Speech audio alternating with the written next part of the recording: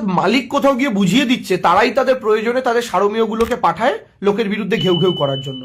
BJP এই কাজটা করার মাধ্যমে প্রমাণ করে দিল যে তারা নির্বাচনে হারছে, কারণ ভারতীয় জনতা পার্টি গোটা দেশের সামনে রাজনৈতিকভাবে নগ্ন হয়ে গিয়েছে। তারা কি প্রশ্ন করা হচ্ছে ইডিকে, আর উত্তর দিচ্ছে ভারতীয় জনতা পার্টি। অর্থাৎ মালিক কোথাও গিয়ে বুঝিয়ে দিচ্ছে তারাই তাদের প্রয়োজনে তাদের সারমেয়গুলোকে পাঠায় লোকের বিরুদ্ধে ঘেউ ঘেউ করার জন্য।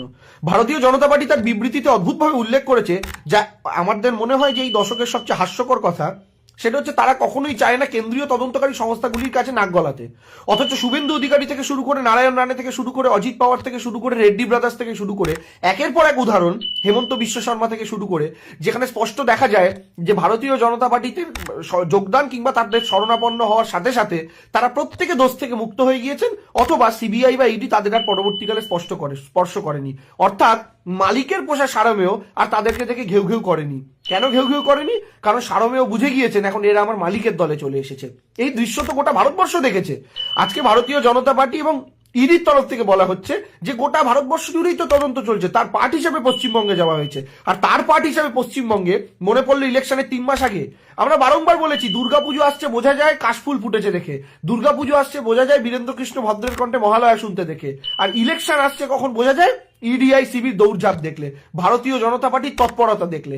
আর বিজেপি এই কাজটা করার মাধ্যমে প্রমাণ করে দিল যে তারা নির্বাচনে হারছে, কারণ যে রাজনৈতিক দল তার মাটি শক্ত হয় সে কখনো অসৎ উপায় অবলম্বন করে ভোটে জেতার চেষ্টা করে না।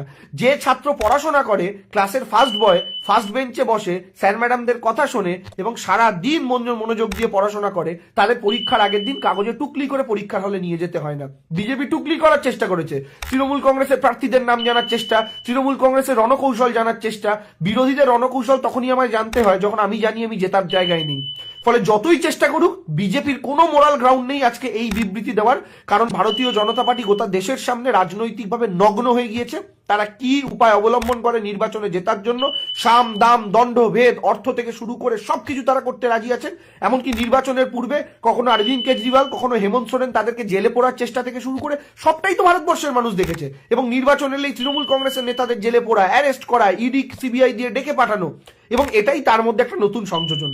ভারতীয় জনতা পার্টিকে বলি, যতই করুন হামলা আবার জিতবে বাংলা, আপনাদের কোনো কৌশল সাকসেসফুল হবে না।